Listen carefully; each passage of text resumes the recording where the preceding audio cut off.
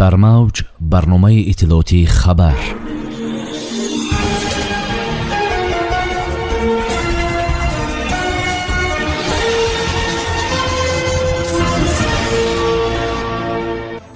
президенти ҷумҳурии тоҷикистон муҳтарам эмомалӣ раҳмон бо президенти ҷумҳурии қазоқистон қосим-жомарт тоқаев суҳбати телефонӣ анҷом доданд.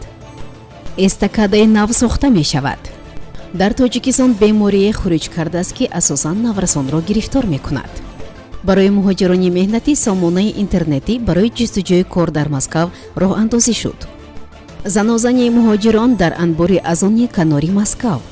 асосгузори сулҳу ваҳдати миллии пешвои миллат президенти ҷумҳурии тоҷикистон муҳтарам эмомалӣ раҳмон бо президенти ҷумҳурии қазоқистон қосим-жомарт тоқаев суҳбати телефонӣ анҷом доданд.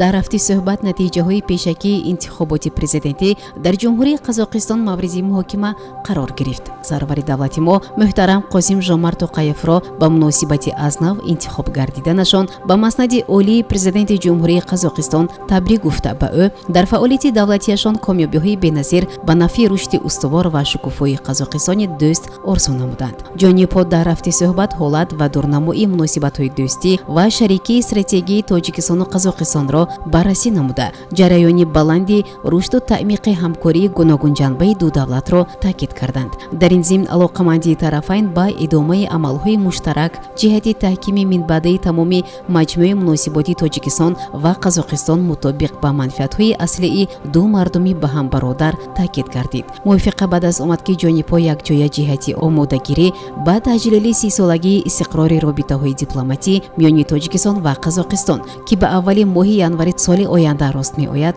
ҷораҷӯӣ менамояд.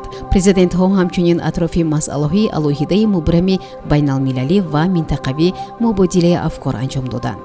дар фарҷоми суҳбат президенти ҷумҳурии қазоқистон аз сарвари давлати тоҷикистон муҳтарам эмомалӣ раҳмон ҷиҳати анҷом додани сафари ҷавобии расмӣ ба қазоқистон дар вақти барояшон муносиб даъват ба амал оварданд. пешвои муаззими миллат дар навбати худ муҳтарам қосим-жомарт тоқаевро барои боздид аз тоҷикистон даъват намуданд.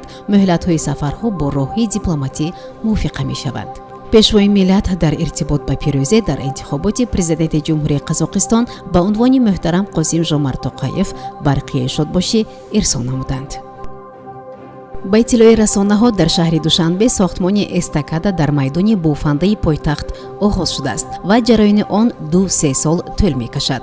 тавре аз раёсати сохтмон аз навсозӣ ва таъмиру роҳу кӯпрукҳои шаҳри душанбе хабар доданд. дар айни замон лоиҳаи мазкур мавриди баррасӣ қарор дода шуда масъалаҳои муайян кардани манбаъҳои маблағгузории он идома доранд.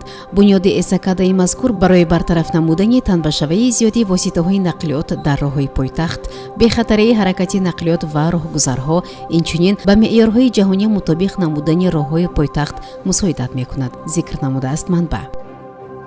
дар ҷумҳурии тоҷикистон аз аввали моҳи октябр наздик 2000 нафар гирифтори бемории зардпарвин гардиданд. хабар медиҳад оҷонсии ховар бо истинод ба Наврӯз Ҷаъфаров, сардори раёсати амнияти санитарии эпидемиологии ҳолатҳои фавқулодда ва кӯмаки фаврии тиббии вазорати тандурустии ҷумҳурии тоҷикистон. ба таъкиди Ҷаъфаров, ин рақам нисбат ба ҳамин давраи соли гузашта 251 нафар зиёдтар мебошад. қайд гардид ки бемории зардпарвин асосан дар фасли тира моҳ хуруҷ мекунад, зеро вирусҳои барангезандаи беморӣ дар ин фасл зиёд мешаванд. соли равон гирифтории наврасони 18 сола ба ин беморӣ 94%-ро ташкил додааст. нишонаҳои аввали бемории зардпарвин ин камқувватӣ, беҳолӣ, нотобӣ, зуд хасташавӣ, пастшавии иштиҳо ва эҳсоси дилбеҳузурӣ мебошад, мегӯяд мутахассис. муноқишаи лафзӣ миёни ду гурӯҳи одамон дар як анбори шаҳри Пушкин ба занозанӣ печид ва дар натиҷа як нафар захмӣ шуд. дар ин бора БАТАС бо истинод ба хадамоти матбуоти сарраёсати вазорати корҳои дохилии Русия дар вилояти Москав хабар доданд. маълумот дар бораи муноқиша дар яке аз анборҳои Пушкин ба пулис санаи 18 ноябри соли равон тахминан соатҳои 12:30 шаб бо вақти Москав расид. коромадони милисия ки ба суроғаи дар боло зикр гардида расиданд, қаблан муайян карданд ки миёни ду гурӯҳи мардон муноқишаи лафзӣ ба воқеъ омада ба занозанӣ мубаддал шудааст ва дар ҷараёни он яке аз иштирокчиён ҳамкорашро бо корт маҷрӯҳ омадааст дар хабар.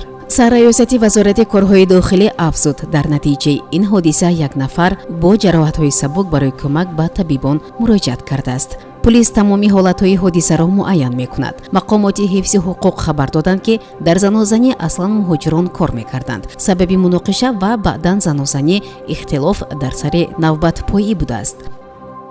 маркази бисёрсоҳавии муҳоҷират як сомонаи вижаеро барои корфармоён ва шаҳрвандони хориҷӣ роҳандозӣ кардааст. сомона ба муҳоҷироне ки барои кор ба Москав меоянд дар пайдо кардани ҷойи кор дар пойтахт кӯмак мекунад.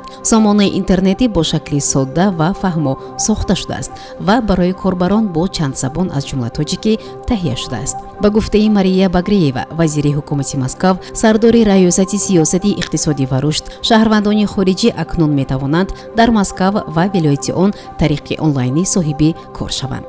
хизматрасонӣ инчунин мусоҳиба бо корфарморо низ дар бар мегирад. ба гуфтаи Багреева, корфармоён инчунин метавонанд аз миёни шаҳрвандони хориҷӣ тибқи меъёрҳое ки дар ҷустуҷӯи дархост карданд кормандони соҳибихтисос пайдо кунанд.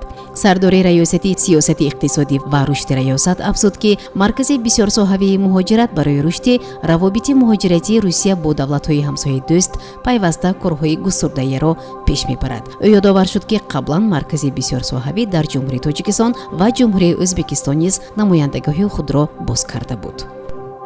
барномаи иттилоотии хабар аз рӯйдодҳои Тоҷикистон, минтақа ва ҷаҳон огоҳ бош.